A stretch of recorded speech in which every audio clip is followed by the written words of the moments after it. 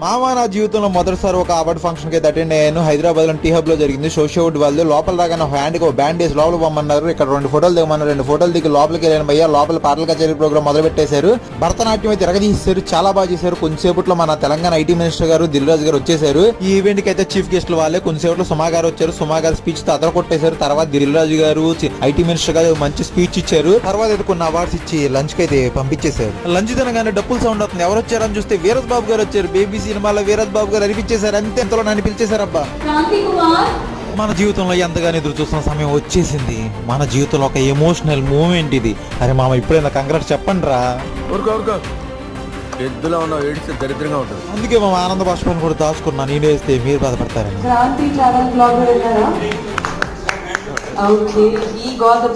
మా తాత ఎప్పుడో చెప్పాడు ఒకే దెబ్బకి 2 పెట్టలేని. ఇదే అనుకుంటా ఒకే ఫంక్షన్ లో 2 అవార్డులు వచ్చి ఎంతగానో సపోర్ట్ చేస్తున్నా. మీ అందరికి thank you so much guys.